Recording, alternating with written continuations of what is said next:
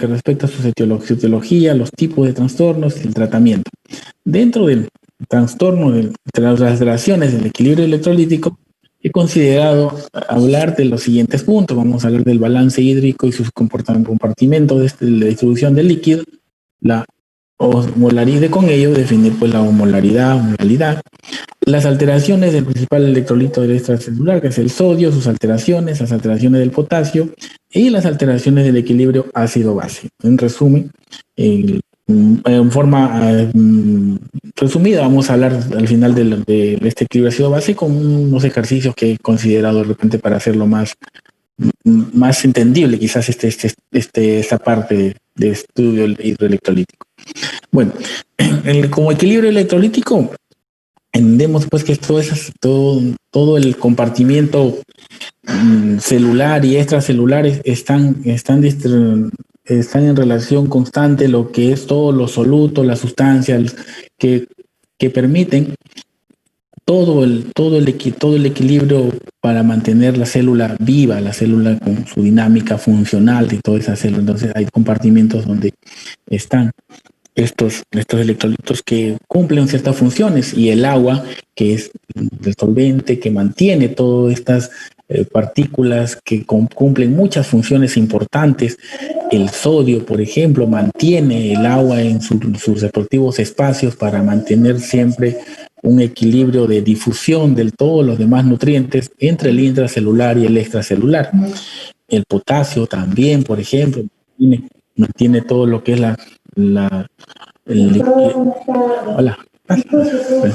todo lo que es el mantener toda la estabilidad de las membranas de las células musculares, neuromusculares, sobre todo los músculos cardíacos, lo que es todo el potencial de membrana. Y distintos otros electrolitos que también contribuyen, y también el equilibrio ácido-base en su concentración de hidrogeniones, que si existiera un desequilibrio mínimo de estos hidrogeniones en mayor cantidad, serían dañinos para la célula, y su equilibrio se mantiene gracias a sistemas muy especializados para controlar todo lo que es estas células y controlar su equilibrio de ácido-base que respecta a cada uno de ellos. Entonces, importante estas estructuras. En cuanto a la distribución y compartimientos que ocupa el agua, pues cómo está distribuida, todos recordamos y sabemos pues que el agua es constituye un gran porcentaje, la mayor parte del porcentaje del peso de un ser vivo. Una persona, un varón, hasta el 60% de su peso, 50% se dice que en las mujeres, por el contenido graso que es mayor, y eso quita un poco de masa a la masa que corresponde al agua. Con la edad esto también va cambiando. Cuando uno nace tiene casi el 75-80% de composición de agua, y progresivamente esto va disminuyendo conforme va aumentando el contenido de tejido graso adecuadamente en respectivas edades. La mayor parte de esta agua se encuentra distribuida en el espacio intracelular. Si sumamos todos los compartimentos de cada célula, eso es lo que suma más de todo el contenido del agua. Hasta el 40% del agua total del paciente está en el intracelular. El resto está en el extracelular, pero como recordarán ustedes, el extracelular tiene subcompartimentos o subdivisiones. El extracelular es principal, el intersticial, que es donde se da el intercambio entre el intravascular y luego el intracelular, y luego está lo que corresponde al intravascular, principalmente compuesto por el contenido plasmático, que es la mayor cantidad líquida que corresponde a la parte líquida del intravascular. Pero asociado a ellos un tercer espacio, un tercer compartimento del extracelular, se reconoce conocido como transcelular, que es el espacio que está separado por algunas membranas o compartimentos especiales donde normalmente no contienen hasta el 1 o máximo el 1 o 2% de todo el líquido del peso corporal, pero cuando patologías diversas pueden pueden hacer que estos espacios se aglomeren de mayor cantidad de líquido y se conviertan en acúmulos de sustancias que difícilmente pueden difundir hacia los demás compartimentos extracelulares, mucho menos a los intracelulares, y van a convertirse en patologías, en acumulaciones de líquido, retenciones de líquido con diversos estados patológicos. Entonces el agua, todos estos espacios separados por las distintas membranas. Es así, dentro de este componente líquido, que es el agua, principalmente en los distintos compartimentos celulares y extracelulares, existen sustancias divididas con distinta naturaleza, cargas, tamaño, que se transportan tanto del intracelular al extracelular en diversas direcciones, logrando siempre un equilibrio de concentración osmolar, de concentración de sales en ambos compartimentos.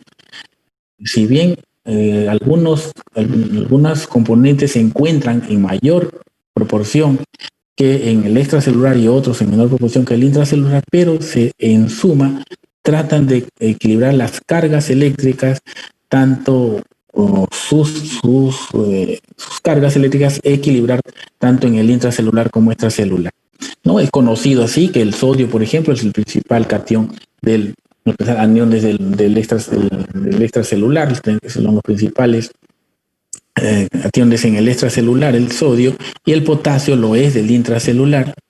El potasio lo es del intracelular, y igual que el bicarbonato, por ejemplo, también más está en extracelular, las proteínas más en intracelular, y fosfatos como parte de las células que tamponan los ácidos, los aniones. Entonces, toda esa serie de sustancias tienen distintas concentraciones según el espacio en el cual se encuentren, pero se mantienen en constante difusión entre estos dos compartimentos para equilibrarse siempre y mantener esa homeostasis tanto intra y extracelular. El balance de agua también tiene sus particularidades, ¿no? Todos recibimos, o nuestra fuente de ingreso del agua es por la vía oral, lo tomamos entre museo por rutina, es la hora de ingerir algún alimento, acompañamos con algo líquido. Entonces, esa proporción de agua siempre va a estar en una cantidad mínima requerida que se tiene, ¿no? Entonces, la persona recibe esta agua de la parte externa, por la dieta, por las necesidades de la sed o el estímulo de la sed, si es que hay un requerimiento adicional de agua en su oportunidad. Así es así como esta distribución del agua, una vez ingerida, pues se distribuye en los distintos compartimentos, el intracelular y el extracelular, ¿no? Del agua normal que uno ingiere, y un agua endógena se conoce esta como un resultado del metabolismo de todos los nutrientes que se han ingerido, como que cuál es el componente sólido de los nutrientes.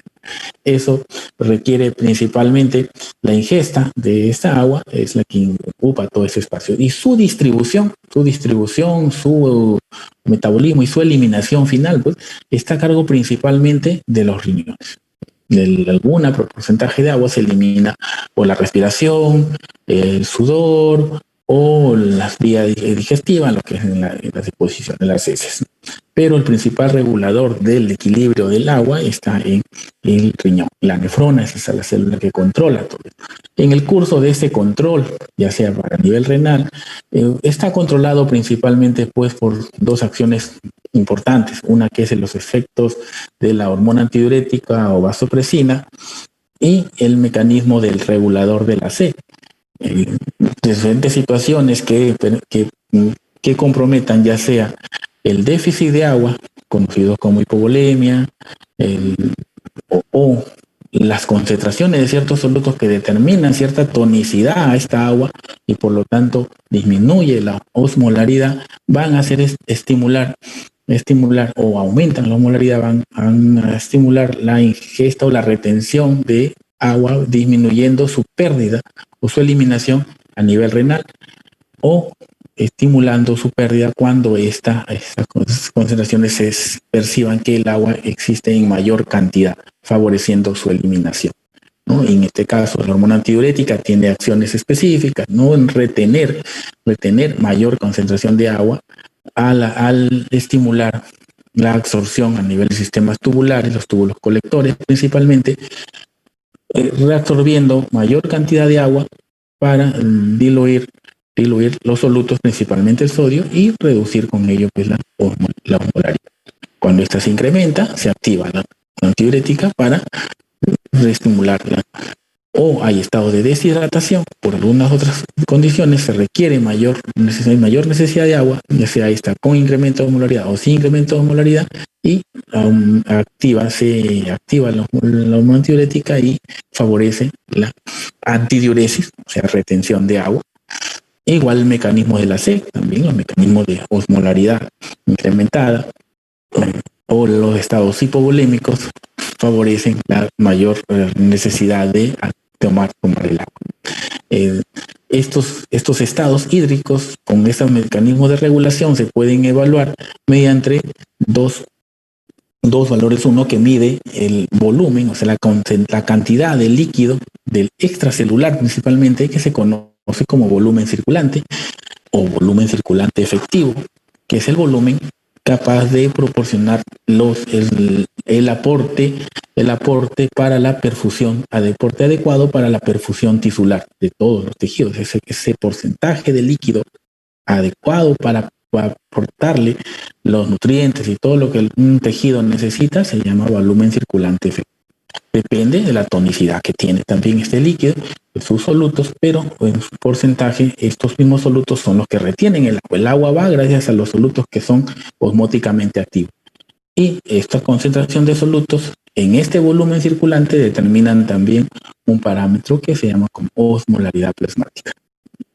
Eso es la que define al final el intercambio. Esta osmolaridad plasmática o este volumen circulante efectivo es el que permite la difusión de los solutos entre el intracelular y extracelular. O en los estados patológicos, cuando estás en el agua, esta osmolaridad efectiva, que es como se conoce también, es un parámetro, un valor menor que la osmolaridad calculada, la que se calcula, pero es la que está conformada especialmente por las sustancias osmóticamente activas. Normalmente son el sodio principal y la glucosa. Son los que mantienen, tienen la capacidad solutos, son los que tienen la capacidad de retener el agua, mantenerlo en un espacio y garantizar una respectiva concentración y tonicidad para permitir el intercambio de acuerdo a las diferencias de osmolaridades en los espacios. Es una medida de movimiento de agua a través de membranas semipermeables que está determinada por los solutos que no penetran libremente en las células. Ellos no entran fácilmente a las células, necesitan transportadores para poder difundir, pero sí retienen el agua y con ello pueden favorecer ciertas sustancias del otro espacio puedan salir hacia la célula para equilibrar la osmolaridad y capaces de crear un gradiente osmótico. Ese gradiente osmótico es la que permite esa difusión de estas sustancias. El aumento de la osmolaridad efectiva. Cuando aumenta la osmolaridad efectiva, puede generarse algunos estados que pueden conocerse como la deshidratación. Cuando aumenta esta osmolaridad, puede ser por pérdida de líquidos o difusión del agua hacia otros espacios, que puede condicionar situaciones como deshidratación, o cuando desciende esta osmolaridad efectiva, es decir, hay mayor solvente que soluto, condiciona los estados de hiperhidratación. Absolutos o relativos, dependiendo de la pérdida de soluto solvente en mayor o menor proporción uno que el otro. ¿No? Hay otros solutos que pueden generar a incremento de la osmolaridad, pero la osmolaridad efectiva siempre va a estar determinada solo por estos dos componentes específicamente que van a permitir retener o generar efecto osmótico en los líquidos, sobre todo en el extracelular. Es así como de esa relación que existe entre el agua y las principales sustancias osmóticamente activas, una de ellas el sodio en el extracelular, del cual hablaremos a continuación, generan ciertas anomalías. Esa reconvivencia entre el sodio y el agua tiene algunas alteraciones en algunos momentos por distintas variaciones o alteraciones en los mecanismos de regulación, ya sea en los mecanismos que permiten el equilibrio, ya sea los mecanismos hormonales, la SEC, o en los mecanismos reguladores de su excreción. Principalmente para estos electrolitos, como mencionamos, principalmente pues los encargados el órgano encargado de regular toda esa excreción de estos electrolitos y con ello regular el equilibrio del agua es el riñón. Entonces, por ello, sus alteraciones principalmente pueden ir verse desde esos puntos de sus alteraciones. Bueno, las alteraciones del sodio son causadas por anomalías en la homeostasis del agua que ocasionan cambios en proporción relativa del sodio en una proporción relativa de todo en el sodio con el agua corporal. O sea, cómo está el sodio en relación al agua corporal total. El agua corporal puede perderse regularmente o conforme se disminuye el sodio en relación al agua normal que existe en el cuerpo, se va a ver menor concentración de sodio. Pero si el sodio se mantiene normal y lo que se pierde es agua, la concentración de sodio medido como concentración va a aumentar. Y esos estados de alteración, en estos cambios en la concentración del sodio en relación al solvente, el soluto que es el agua, van a generar alteraciones o manifestaciones clínicas por estos cambios propios de la concentración. La concentración absoluta del sodio plasmático no aporta información sobre el estado volumétrico, pero sí lo que hace es la concentración que determina la osmolalidad efectiva, que es la cantidad de sodio que retiene el líquido o permite que el líquido sea osmóticamente activo. Esa solución convierte esta solución del extracelular en osmóticamente activo para permitir el intercambio con el intracelular. Vamos a estudiar dos estados de las alteraciones del sodio, uno conocido con la disminución de su concentración. No hablamos de la cantidad de sodio, sino la concentración, es decir, esa relación que existe entre sodio y el agua. En disminución se conoce como hiponatremia o estado de hipoosmolalidad. La hiponatremia se define como una concentración plasmática de sodio menor de 135 miliequivalentes por litro, frecuente, que es muy frecuente, afecta casi el 22% de los pacientes hospitalizados. Es un evento que se ve más en pacientes hospitalizados, consecuencia siempre de un aumento, ya sea del nivel de vasopresina circulante, adenina vasopresina o hormona antidiurética, que es la hormona que regula esta concentración de sodio, o sea, una alteración en su mecanismo de regulación, un aumento, retiene más agua y por ende diluye más el sodio, independientemente del mecanismo que ha generado esta respuesta, que puede ser una respuesta con el fin de compensar un estado de pérdida de menos agua, y en su intento de corregir este evento, de corregir el aporte de agua, diluye más el sodio y eso determina estados hiposmolares. También pueden ser un estado de una mayor sensibilidad renal a la vasopresina, es decir, puede haber cantidades normales de esta hormona, pero las células tubulares renales donde actúa esta hormona son más sensibles y su efecto lo hacen en mayor proporción, ¿no? En las tubulopatías puede pasar esos casos, o en combinación con el ingreso del agua libre, que es la que al final va a condicionar que ante estos eventos anteriores se acumule mayor agua en el organismo y por ende diluya más el sodio. El cuadro fisiopatológico primario difiere en personas con hiponatremia en función de su volumen líquido extracelular, es decir, el volumen de este líquido extracelular el que permite la difusión de solutos hacia el intracelular y el extracelular. Va a diferir en personas dependientemente de su volumen del líquido extracelular, está normal, disminuido o aumentado, lo que conocemos como los estados de la volemia. El líquido circulante efectivo, el líquido circulante del extracelular que determina estas características permite diferenciar esas condiciones de la reducción del sodio en los diferentes estados volumétricos del paciente. En la etiología nos vamos a hacer algunas preguntas. Primero, cómo es que se desarrollan los pacientes de hiponatremia y por qué la hiponatremia permanece en el paciente. En la ecuación del lado superior derecho vemos la relación que existe entre los electrolitos del extracelular y el agua corporal, considerando que el electrolito extracelular, el potasio, es mucho menor que el sodio. Quedaría prácticamente la concentración plasmática de sodio sola en relación a la cantidad de agua para determinar lo que es la osmolaridad. Algunos factores fisiopatológicos que disminuyen la excreción renal del agua, hay que tenerlos en cuenta.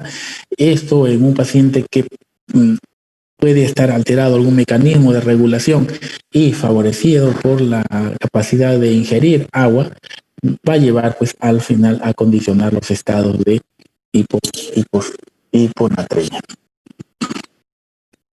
La disminución de la generación de agua libre en el asa de Henle y en el túbulo distal. Esto puede darse por una disminución del aporte de líquidos a dichos segmentos.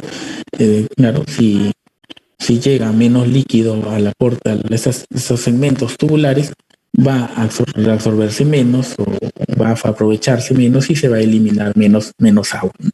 La depresión del volumen circulante eficaz es un mecanismo de compensación casi inmediato para estimular las distintas respuestas para retener líquido. La insuficiencia renal, bueno, están alterados los mecanismos de regulación de concentración o dilución a nivel del sistema tubular y no se va a eliminar una orina muy diluida o no se va a eliminar adecuadamente pues, el agua. Y la inhibición de la reabsorción del cloruro de sodio por diuréticos, si se consume diuréticos, algunos tipos de diuréticos van a inhibir la reabsorción del cloruro de sodio y por ende van a ser natriuréticos y perder cierta cantidad de sodio en relación mucho más que o también a la vez para perder agua junto con estos diuréticos, este sodio, y ello va a favorecer que así se retenga un poco porcentaje de agua, el sodio que se pierde pues no compensa y el estado hiponatrémico se puede presentar.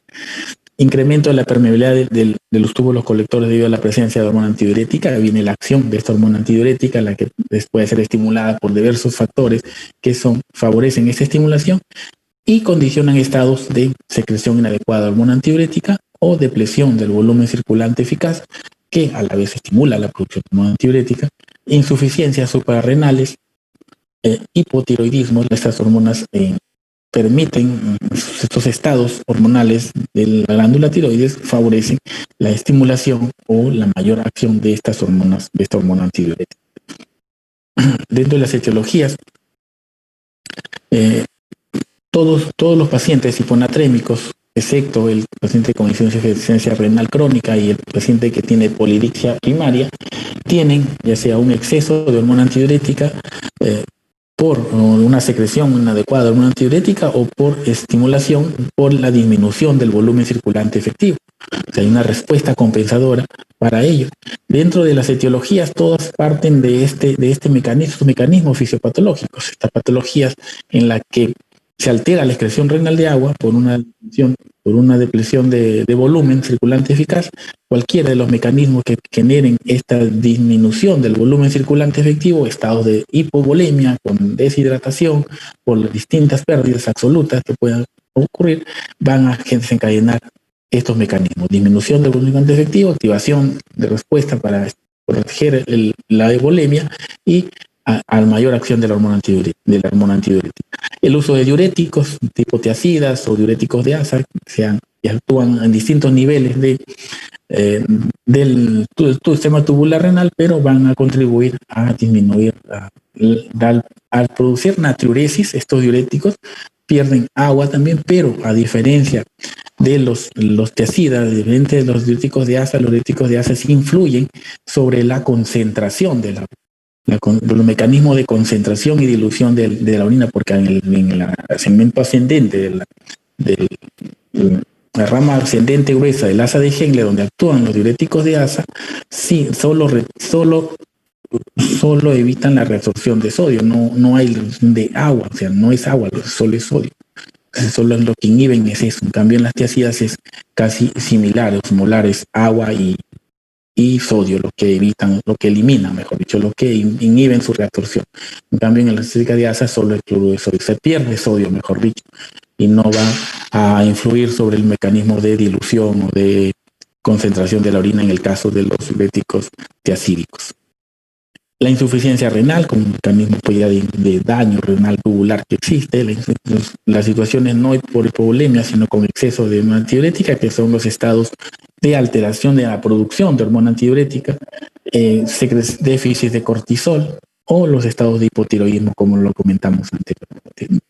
Descenso en el aporte de solutos, también son otras etiologías que pueden favorecer la menor excreción de agua a nivel renal, pérdidas cerebral de sal y alteraciones neuroquirúrgicas, sobre todo patologías neuroquirúrgicas tumorales que por mecanismo de regulación quedan alterado todo el mecanismo de la hormona antidiurética por la presencia de estos tumores o lesiones a nivel neurológico, neuronal, y se convierten en patologías que van a perder más sal por nivel renal, ¿no? Son más natriuréticos. Patologías en las que la excreción renal de agua es normal son patologías ya propias del efecto de mayor SEC, por ejemplo, por general polidipsias primarias, alteraciones en la estimulación o la sobreestimulación de este centro nervioso de la SEC, regulador de la SEC, está reajustado el homeostato, una depresión de volumen ineficaz en situaciones como en el embarazo, la psicosis, algunos trastornos neurológicos, cuadriplegias, alteraciones a nivel neurológico central, son patologías que tumores pues, que pueden condicionar estos estados de daño a nivel neurológico. Los estados de malnutrición, poco aporte de nutrientes y no hay buena cantidad de agua para poder equilibrar todos estos nutrientes. La hiponatremia tiene como fisiopatología. Aquí explico solo los dos mecanismos principales que mencionamos, ¿no? La estimulación de actividad persistente de la hormona antidiurética y la depresión del volumen circulante eficaz. En la depresión de la persistente de la hormona antidiurética siempre vamos a establecer que más hormona antidiurética, más agua. Hay retención de agua, esta retención de agua es expansión de volumen y a la vez esto va a favorecer que el aumento del sodio urinario y las pérdidas de agua con concentraciones de sodio superior a mayor de 40.000 equivalentes. A nivel plasmático, la presión osmótica lo que va a pasar es que va a bajar, van a disminuir las concentraciones de sodio. Eso es lo que es sodio a nivel plasmático. Por eso existe hiponatremia, mayor retención de sodio, independientemente de la causa que va a producir esta actividad persistente de hormona antidiurética, va a generar estos cambios. Igual la expansión de volumen, retención de agua expande el volumen y esto provoca mayor natriuresis por la producción de orina. Este aumento de sodio urinario arrastra el sodio, pero a pesar que el sodio es mayor, más concentrado en la orina, el sodio plasmático pues, va a generar una disminución en su concentración tanto por la retención de agua como por haberse incrementado más sus pérdidas a nivel urinario. Y esto es secundario, la respuesta de la SEC y la hormona antidiurética, como ven aquí a un lado, está también como parte de la respuesta a la depresión del volumen circulante eficaz. También la disminución del volumen circulante eficaz también permite el incremento de la SEC. Con la pérdida con los electrolitos también va a favorecer estos cambios en la depresión de volumen circulante eficaz, pero hace que del intracelular salga el potasio para tratar de compensar esa concentración osmolar que está disminuida.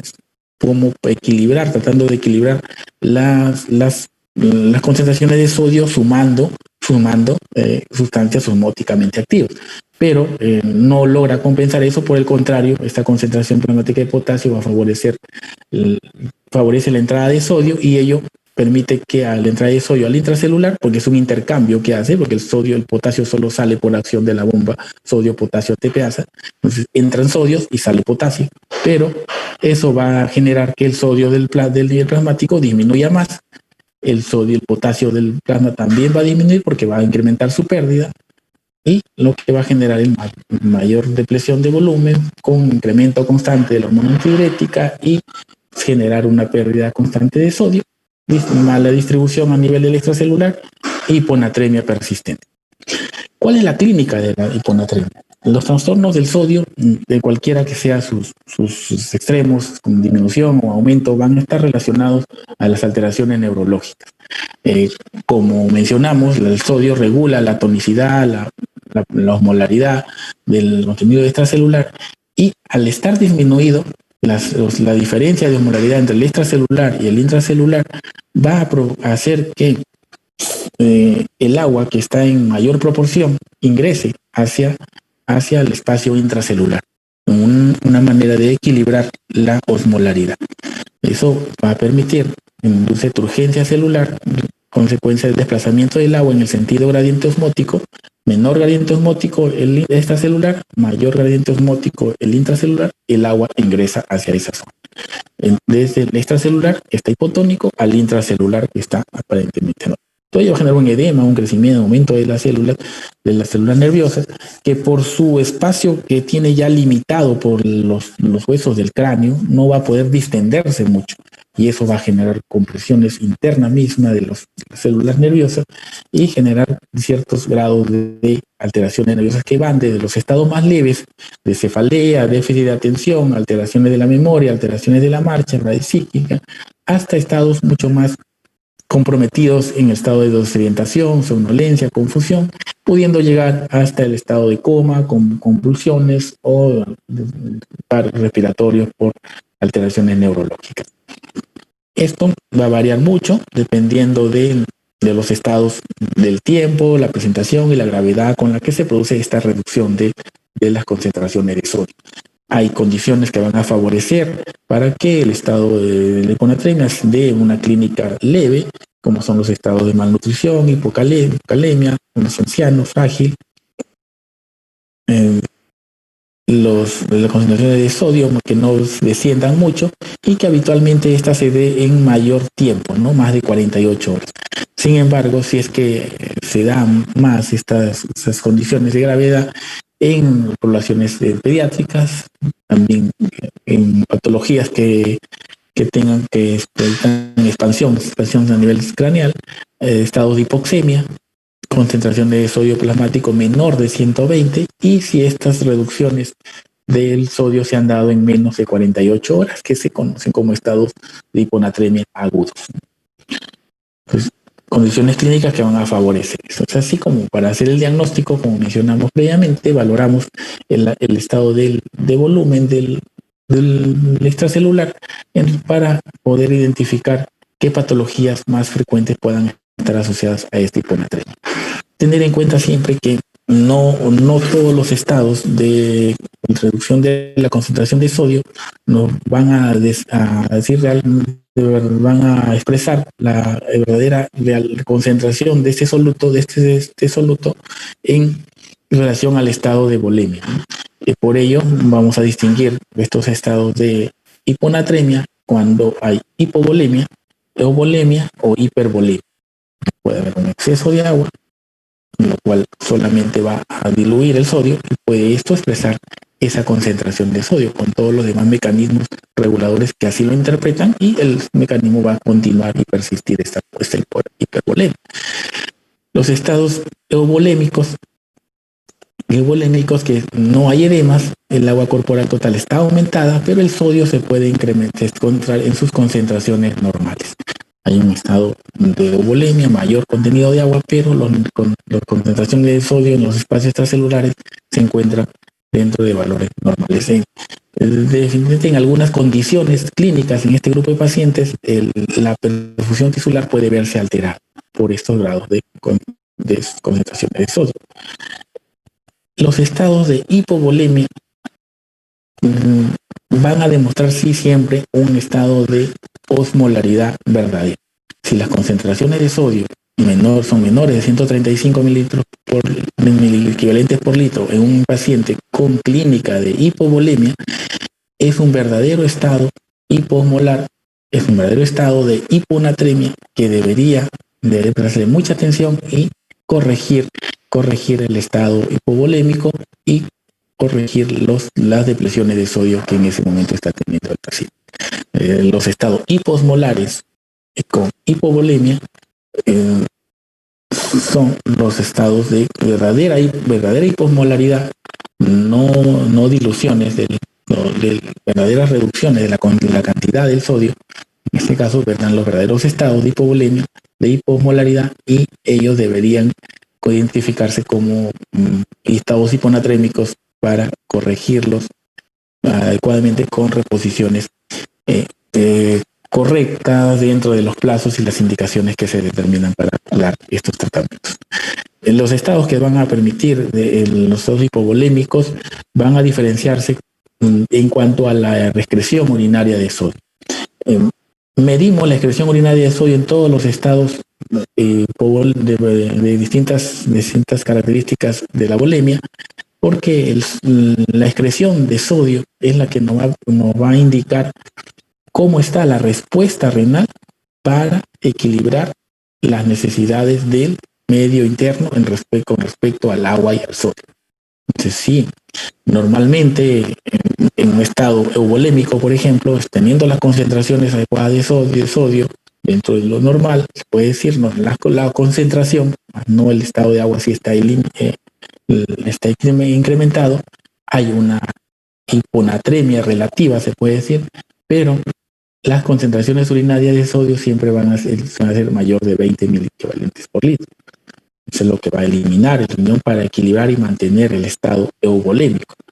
Cuando hay una hipovolemia, las concentraciones de sodio van a disminuir en algunas condiciones clínicas, pero también pueden ser mayores, porque siendo el mayor contenido de agua, el riñón, mayor contenido de agua en el organismo, lo que va a interpretar el riñón es tratar de retener retener un poco de agua para favorecer que este estado hipovolémico no se muestre. Estos tienen algunas particularidades en las que ocurren. Las pérdidas renales, por ejemplo, se dan por diuréticos, por déficit de mineralocorticoides. Las pérdidas de sodio que están disminuidas porque no hay un déficit de sodio, un déficit de sodio. Tener en cuenta, por ejemplo, la aldosterona favorece la reabsorción de sodio a nivel tubular para permitir la excreción de potasio. Algunas nefropatías que son perdedoras de sal, la bicarbonaturia por estado sobre todo acidosis tubulares, ¿no? Acidosis tubular renal, y en la alcalosis metabólica, como parte de la corrección de esa alcalosis metabólica, este bicarbonato se va a perder más, este exceso de bicarbonato. Y en el síndrome cerebral perdedor de sal, como se comentó hace unos minutos, sobre esta situación de alteraciones por una patología neurológica, sobre todo tumoral, que incrementa o altera la regulación renal de la excreción de sodio. Las pérdidas extrarrenales son las que dan esa característica de menor excreción de sodio, ya que hay una parte extrarrenal está permitiéndose mayor pérdida de este sodio, y este se va a encontrar en los casos de vómitos, diarrea, líquidos de tercer espacio, quemaduras, pancreatitis, en los estados euvolémicos, déficit de glucorticoides, hipotiroidismo, estrés, síndrome de secreción inadecuada de una antidiurética. Los estados hipervolémicos, puede haber edemas. Estas son característicos, estas hiponatremias son características de los estados cuando hay retención de líquidos, ya sea por pérdida de la tonicidad, pérdida en las insuficiencias cardíacas, no hay menor complancia arterial, o en los estados de secuestro de líquidos en la circulación esplácnica, como ocurre en la cirrosis. Entonces ocurre estos estados con hiponatremia, pero con retención de líquidos. Va a haber edemas, pero hay esa alteración. Ocurre en el síndrome nefrótico también, es otra condición por la hipoalbuminemia, que se encuentra secuestro de líquidos en terceros espacios. La insuficiencia renal condiciona mayor la excreción de sodio, pero con retención de líquido. La orina es la excreción de sodio es mayor en esos estados. El tratamiento de la hiponatremia va a depender, no siempre la hiponatremia debe tratarse igual si es que esta es aguda o crónica. Lo agudo crónico está en relación al tiempo de presentación, menos de 48 horas agudo, más de 48 horas crónico. La presencia de síntomas y la duración de la hiponatremia es la que va a determinar la conducta a seguir, si es que hay que tratar o no, sobre todo la gravedad de los síntomas neurológicos. Una hiponatremia aguda debemos tratarla inmediatamente. Si es sobre todo brusca y mayor reducción del sodio, debemos tratar soluciones hiperosmolares. Hiperosmolares son las concentraciones de sodio al 3%, hipertónicas, ¿no? Que son las que debemos utilizar.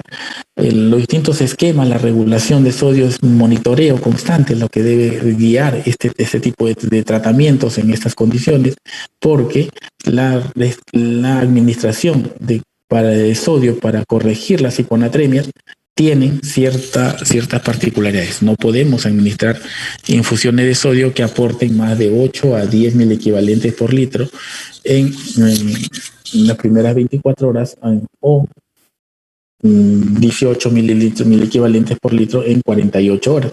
Debemos de ser cautelosos con la administración de este volumen, porque lo que va a hacer es alterar la osmolaridad a nivel osmolaridad a nivel central, en el sistema nervioso central, y alterar o producir otro mecanismo de regulación que va a generar problemas neurológicos más graves de los que ya pueda tener el paciente.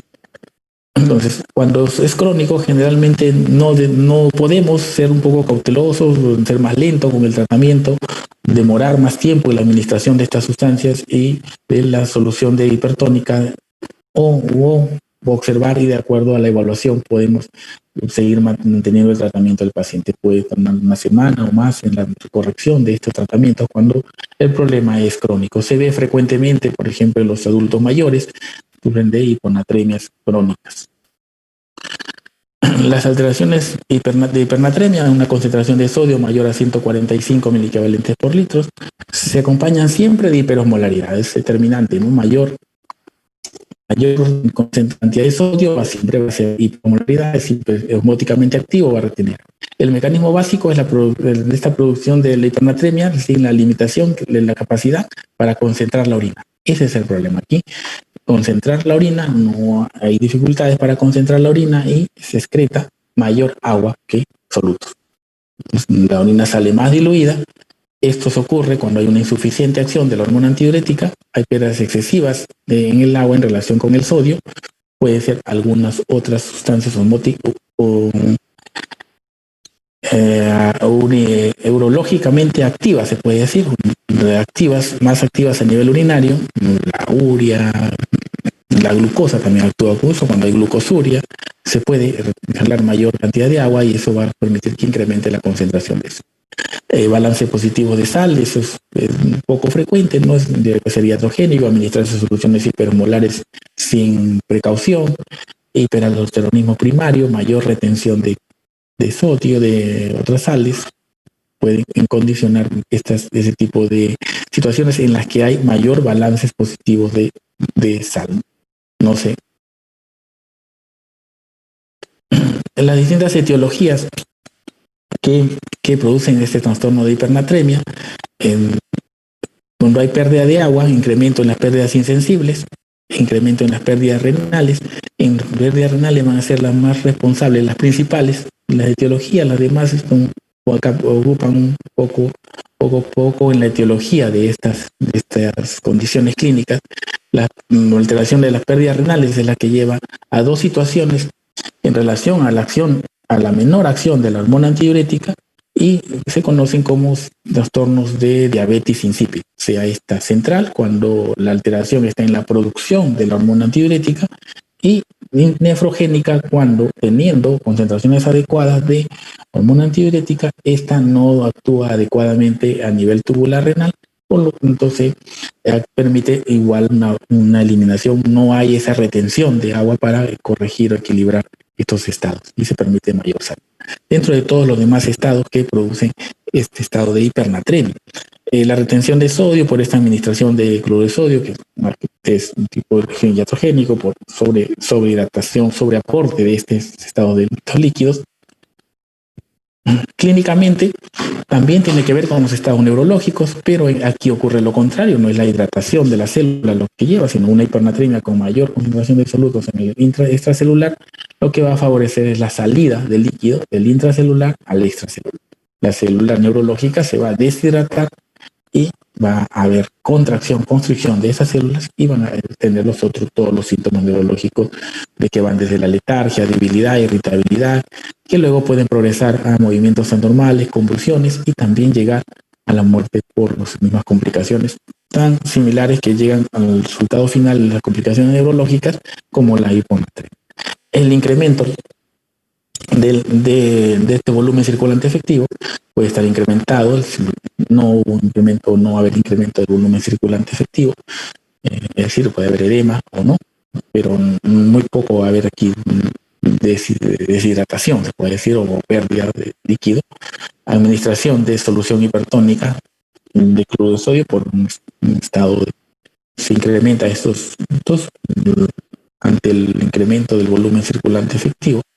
Volumen mínimo de orina concentrada en orina. Al no haber incremento de este volumen circulante, es una pérdida mínima de orina. Si eso ocurre, hay pérdidas insensibles de sal, de agua, pérdida de agua en vías gastrointestinales, y al perder esta vía de agua, pues se va a producir el estado de hipernatremia. Si no ocurre eso, puede haber otra velocidad de excreción menores en la orina, que la respuesta renal no sea adecuada de la desmopresina o el diurético, algún uso de diuréticos o la diuresis osmótica. Mencionaba algunas sustancias osmóticamente activas como a nivel urinario, como lo retienen agua o permiten la eliminación de agua como la glucosuria. Esto va a generar un aumento de la osmolaridad en la orina. La orina en estos casos de hipernatremia va a ser mayor que en otros estados. La osmolaridad de la orina no cambia. De origen nefrogénico no hay cambios. Cuando es de origen central sí va a haber cambios a nivel de la concentración de sodio en la orina. Por los otros mecanismos, cuando es nefrogénica, no hay otros mecanismos que también se compensan, como el hipernatremia en estos casos. Hipernatremia, ¿cuál es el tratamiento? Lo que hay que reponer en la hipernatremia sería el agua, ¿no? Porque lo que en relación al soluto, en esta relación que existe entre sodio y agua, lo que falta en estas concentraciones es aportar más agua. Entonces lo que se determina en el tratamiento es hallar el déficit de agua con esta fórmula que teniendo la concentración de sodio y aplicando una división de estos valores en relación al agua corporal total que tiene el paciente, que es el 0.6 del peso corporal. Vamos a determinar el exceso de agua, y ese exceso de agua se debe reponer mediante soluciones hipotónicas o agua destilada de administración endovenosa. Se administra para corregir, y no se administra rápido tampoco. Se tiene que tener bastante precaución en la administración de estos solutos, en el tiempo sobre todo de administración, por los inconvenientes que generan lo que se conocen como síndrome de desmielinización osmótica. Hay que tener cuidado. Ocurre en los dos eventos, en las correcciones tanto de la hipernatremia como en las correcciones de la hiponatremia, cuando se hace muy rápido. En este estado, por administrar muy rápido la reposición de líquidos, se debe corregir en 24 a 48 horas, por lo menos, esto con controles constantes de los valores de la natremia, tanto en la hipo como en la hipernatremia.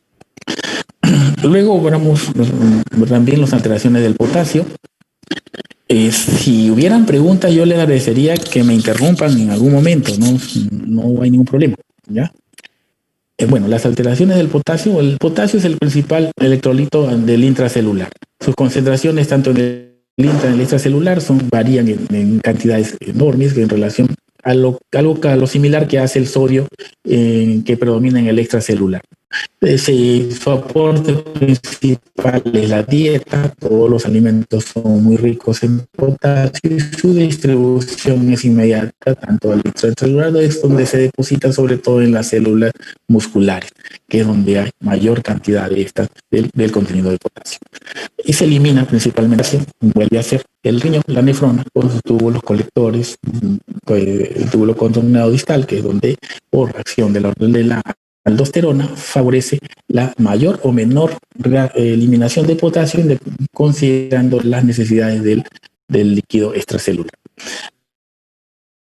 A nivel celular hay una importante acción fisiológica y la regulación de este potasio inmediatamente ingerido en la dieta, que por las acciones de la sodio-potasio-TPasa va a ingresar hacia el intracelular, va a reequilibrar va a mantener su equilibrio para mantener el extracelular adecuado.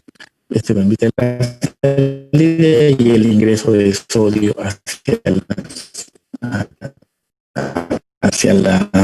el intracelular. La insulina favorece la entrada de potasio al intracelular. Igual el ejercicio, la concentración plasmática de potasio, si está incrementada en el extracelular, va a favorecer la entrada hacia el intracelular. Entonces las catecolaminas de igual manera.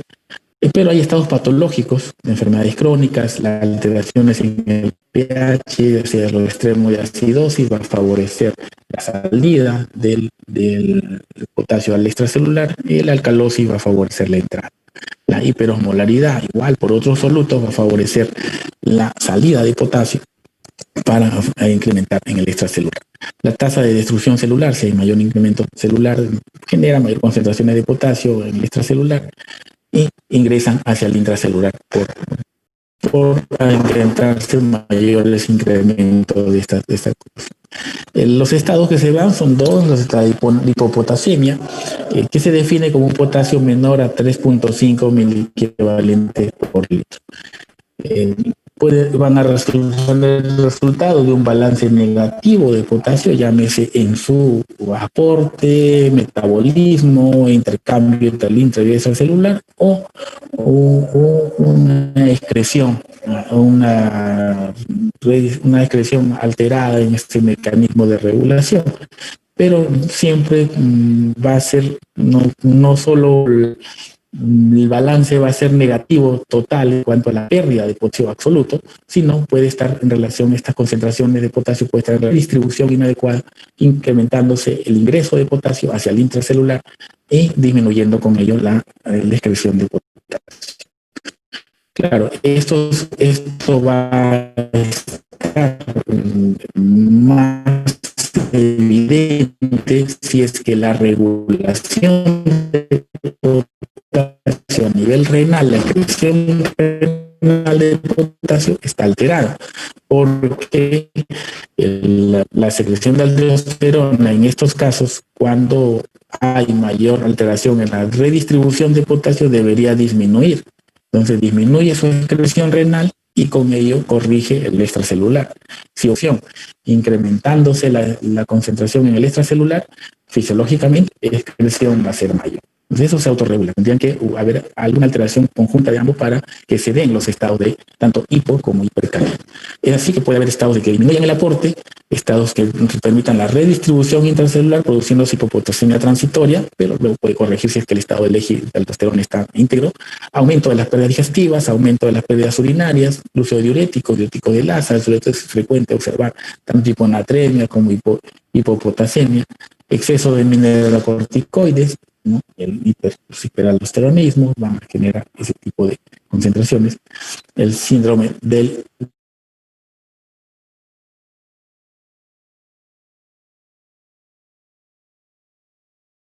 les mencionaba las distintas etiologías que permiten las patologías propias tubulares, donde está alterada la reabsorción inicial de solutos. El potasio se reabsorbe casi en un 60% en el túbulo contorneado distal, igual que todas las distintas sustancias que se ultrafiltran.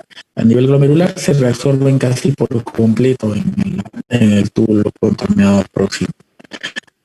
Sí, pero distintas patologías tubulares van a producir fármacos que van a contribuir también a alterar esa redistribución o favorecer su excreción de potasio a nivel renal.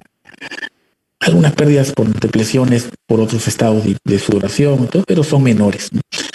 La hipopotasemia en distintas etiologías de bibliografía clasifican de acuerdo a los hipertensos, consideran las variaciones, las alteraciones del eje renina-angiotensina-aldosterona. El diagnóstico, se debe realizar una valoración del potasio urinario en relación al potasio en plasma, a la osmolaridad plasma y a la osmolaridad plasmática y la osmolaridad urinaria, para determinar un gradiente de una variación de este potasio en relación a determinar si la secreción tubular está funcionando o actuando de acuerdo a los niveles de aldosterona que debe estar, que hay estados de hiperpotasemia.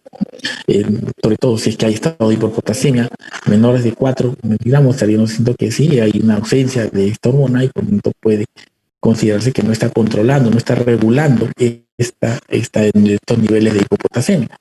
Entonces, distintos parámetros que deben valorarse de acuerdo a la valoración de las etiologías distintas que producen estos estados de hipopotasemia.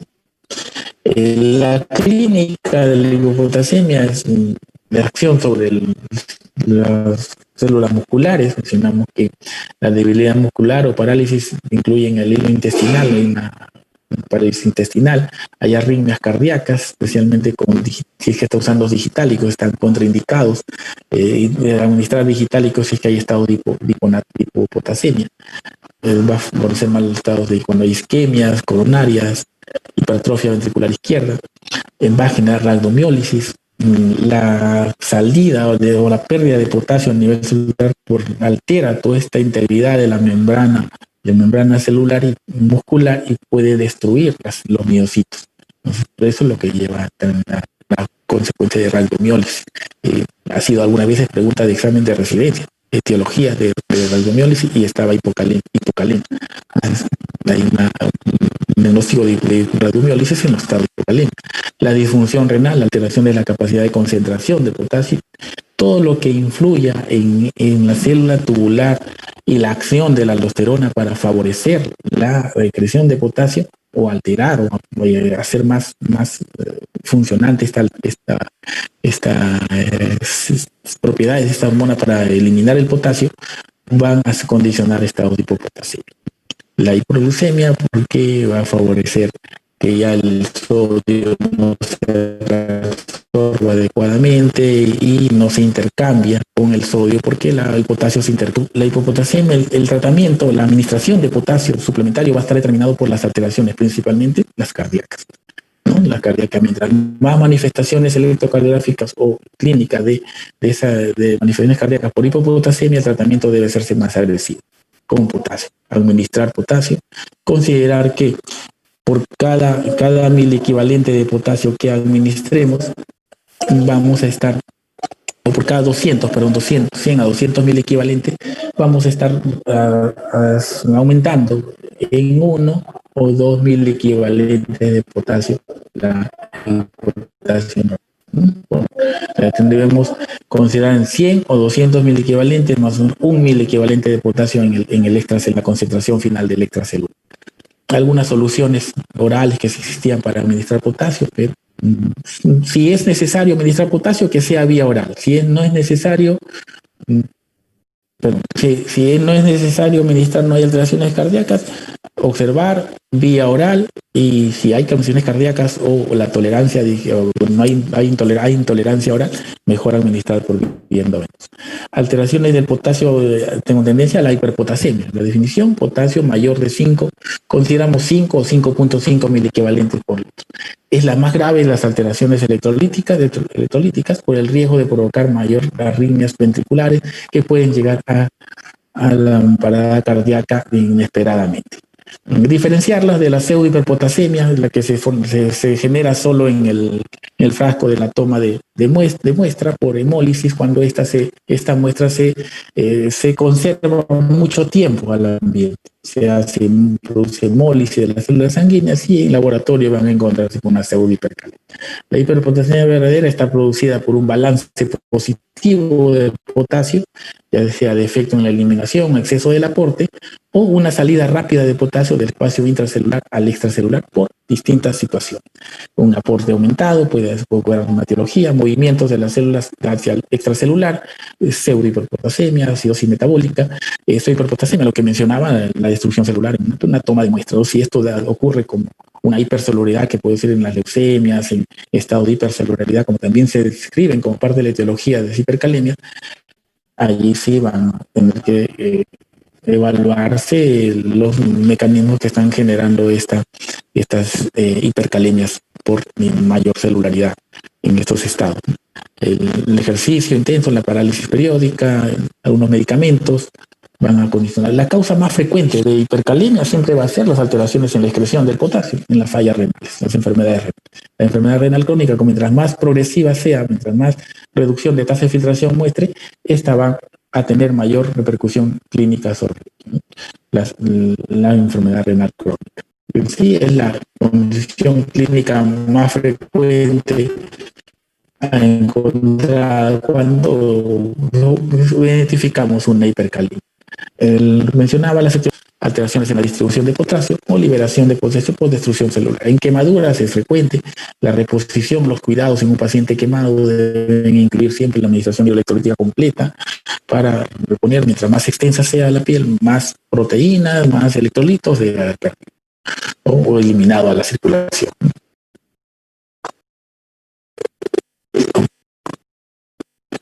La hiperpotasemia, igual la clínica la clínica y el diagnóstico va a mandar de acuerdo a las manifestaciones cardíacas. Los valores de potasio en sangre no deben guiarnos sobre las manifestaciones cardíacas, no confiar, no siempre las manifestaciones cardíacas van a registrarse en el electrocardiograma. Habrán algunas manifestaciones cardíacas que no se puedan manifestar como parte de la alteración del incremento del potasio. El electrocardiograma la electrocardiografía no es un indicador de pronóstico del corazón por la hipercalemia. No confiarnos. Si es una verdadera hipercalemia, descartada la pseudohipercalemia, tomamos el electrocardiograma y independientemente del valor, de valor mayor o menor a 6 o 7 que del potasio, debemos tratar. Si no hay una condición conocida que se pueda resolver para solucionar esta hipercalemia, debemos tratarla como una urgencia, una emergencia para administración de todo lo que requiere para evitar el daño cardíaco. El tratamiento va dirigido en varios sentidos del tratamiento de hipercalemia. Lo principal es, primero, estabilizar la membrana cardíaca, la membrana del músculo cardíaco, mediante la administración de soluciones de gluconato de calcio. Luego se tiene que tratar de redistribuir el potasio, medicamentos, fármacos o terapias para redistribuir el potasio incrementado en el extracelular, y devolverlo o al menos parcialmente ingresarlo al intracelular hasta que se compense la etiología, o si es un paciente con una enfermedad renal, espere su ingreso a diálisis para poder equilibrar toda la excreción del potasio. Porque lo ideal sería un medicamento que ayude a eliminar el potasio. Los diuréticos pueden hacerlo, pero si en su oportunidad el paciente no orina o hay alteraciones urinarias alteraciones del tracto urinario que no pueden hacer efecto los diuréticos, pues no va a contribuir mucho. La redistribución, como ven aquí, los tiempos en los que dura su efecto de estos medicamentos no es estable y van a volver a salir una vez que sean redistribuidos y condicionar pues nuevamente hipercalemia. Entonces, en esos casos, la diálisis es la que resuelve pues el tratamiento, ¿no? Algo breve en lo que es el libro ácido base. La célula pues están rodeadas por medios de toda tendencia siempre a la acidez. Son los estados más fácil de que el desequilibrio se dé hacia la acidez que hacia la alcalinidad. Entonces, hay concentraciones de hidrógeno dentro de todas las sustancias que existen. El hidrógeno es Los compuestos de hidrógeno son también una parte importante del extracelular y del intracelular también, que van a mantenerse en ciertos equilibrios en concentraciones muy pequeñísimas. Esto va a condicionar pues que sus bajo pocas variaciones, escasas variaciones que tengan sus concentraciones van a alterarse. Pero ello se mantiene pues en niveles estables gracias a un sistema de tamponamiento tanto intra y extracelular que van a favorecer que una sustancia ácida que puede se convierte en otra molécula. Eso va a ser sobre todo a nivel intracelular, el tamponamiento intra y extracelular, que existe principalmente intracelular, y la compensación respiratoria, que es un mecanismo por el cual los iones de hidrógeno, al transportarse sobre todo por la hemoglobina como anhídrido carbónico, van a llegar al pulmón y los capilares pulmonares va a convertirse nuevamente en CO2 y una molécula de agua. Eso va a favorecer que más excreción, producción de hidrogeniones, el pulmón va a tratar de compensar, intercambiando, produciendo más CO2. Y ello va a influir sobre la respiración, porque para eliminar ese CO2 el pulmón debe aumentar su respiración. Es así que cuando hay estado de acidosis, mientras esté compensado, puede incrementar, o mientras pueda incrementar su ventilación, va a eliminar más CO2 y quiere decir que está compensando. Y finalmente está la excreción renal de ácido mediante la producción de bicarbonato, la formación de bicarbonato. Todo el exceso de hidrógenos que se produce por los estados ácidos a nivel renal se pueden convertir en bicarbonato y de esta forma elimina en forma de amonio o amoníaco, que después van a convertir, van a eliminar los excesos de estos hidrógenos. Esas son las acciones que el riñón produce para equilibrar o lograr corregir las alteraciones del equilibrio ácido-base, que son cuatro acciones principales. La primera es la reabsorción del bicarbonato que se filtra en los túbulos contorneados proximales, pues se filtran casi la totalidad de todo el bicarbonato que se reabsorben, casi la totalidad del bicarbonato que se filtra. Se regenera también bicarbonato durante el tamponamiento de la sobrecarga de ácidos, equilibra el exceso de bases, por ejemplo, en los estados de alcalosis, pero también producen bicarbonato, pues la hidrasa carbónica a nivel de las células tubulares va a favorecer la conversión de estos excesos de hidrogeniones en bicarbonato y otras moléculas que se transforman tanto en la luz tubular, en el intracelular, que luego va a pasar al intersticio. O sea, es una doble conversión dentro de las células tubulares. La eliminación de bicarbonato genera un exceso que se genera durante la alcalosis, eliminación de aniones en relación a la proporción de cationes orgánicos que no se metabolizan, ¿no? Entonces, la eliminación de todos esos aniones a nivel renal también contribuye a que no exista un incremento. Según todo el metabolismo de estos hidrogeniones, carbonato, CO2, vamos a encontrar distintos estados. Independientemente del pH, el valor de pH que conocemos es de 7.35 hasta 7.45, vamos a encontrar si este pH está disminuido, normal o aumentado. Si está disminuido, vamos a hablar de estados de acidosis. Si está aumentado, vamos a hablar de estados de alcalosis. Si está disminuido con acidosis, vamos a diferenciar. Si también hay una reducción del bicarbonato en sangre, vamos a hablar de acidosis metabólica. Si está incrementado la presión parcial de CO2, vamos a estar frente a estado de acidosis respiratoria. Igual, si hay alteraciones en el bicarbonato, en la presión parcial de CO2, cuando hay un pH aumentado, estado de alcalosis, vamos a hablar para el caso de bicarbonato, vamos a ver alcalosis metabólica o alcalosis respiratoria para los estados cuando esté disminuido la presión parcial de CO2. Cuando se produce un estado de acidosis, cuando hay una producción excesiva de ácidos, cuando hay una pérdida excesiva de bases o una regeneración insuficiente de las bases, ¿no? Entonces, todas las pérdidas de las bases que se puedan perder, y se encuentran pues con un anion normal. Cuando hay una producción excesiva de ácidos por distintas alteraciones, la sepsis genera mucho, por ejemplo, cambio de metabolismo y producción de cantidad de ácidos. Puede haber ahí estados que pueden haber con anion normal o anion aumentado. Las acidosis metabólicas se caracterizan por un descenso del pH concentración la concentración de bicarbonato también, hay una disminución de la concentración de bicarbonato y el aumento va a presentarse un trastorno secundario que puede incluir la reducción, en este caso una acidosis se compensa con una disminución de la presión de CO2. El trastorno secundario va a definir muchas veces una patología aparte, diferente. Es así como la acidosis metabólica. En este esquema yo quiero resumir todo lo que en forma práctica debemos conocer sobre la acidosis metabólica, el estudio de la acidosis metabólica. Del todo el equilibrio ácido-base es la patología más frecuente, la que más repercusión clínica y que repercute sobre la morbilidad, las morbilidades que presentan distintos estados de acidosis y puede comprometer la vida del paciente. Los demás estados, tanto el calosis metabólica, los demás estados respiratorios, son muchas veces secundarios a compensaciones o descompensaciones de los estados metabólicos y pueden solucionarse con mayor eh, tranquilidad, se puede decir, dentro de la evolución de un paciente. Los estados de acidosis necesitan una atención inmediata, corrección de la etiología, tratamientos sintomáticos, se puede decir, para lo que requiere la corrección del estado mismo de acidosis. Vamos a encontrar dos situaciones en los estados ácido-base. Los esquemas que aquí se muestran hacen relación a los aniones y los cationes. En los aniones y cationes debe haber siempre un equilibrio.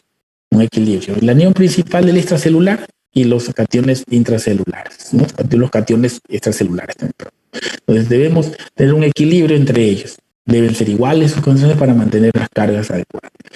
Pero los cationes están conformados principalmente por cloro, bicarbonato y una serie de aniones y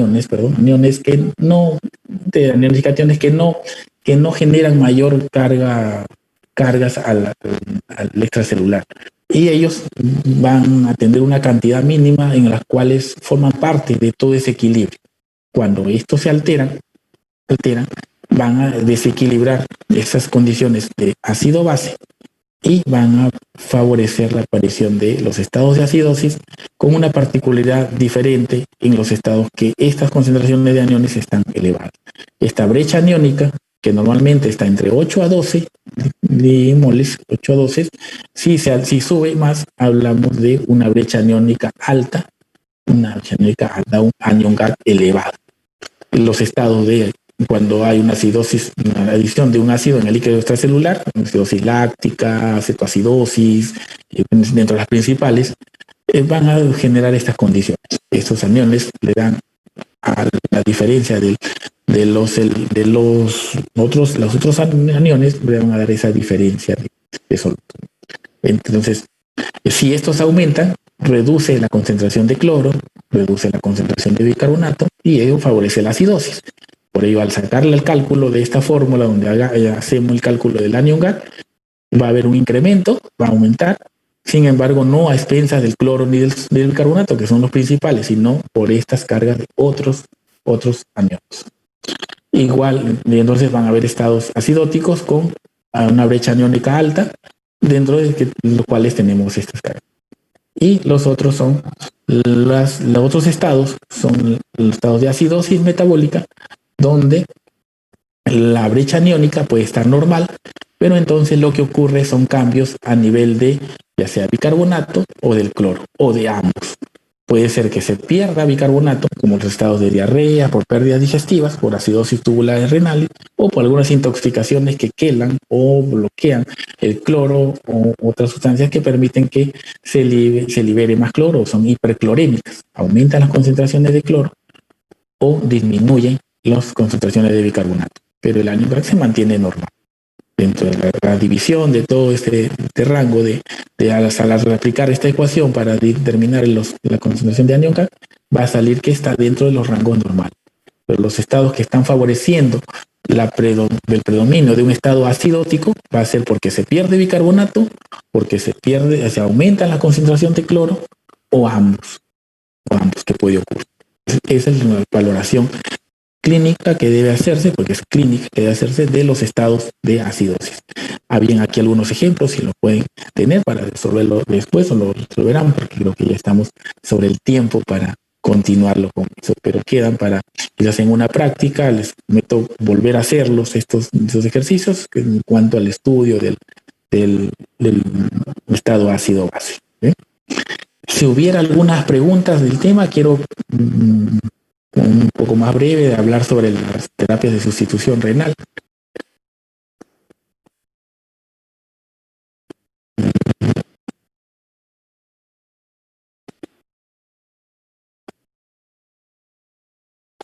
Hola.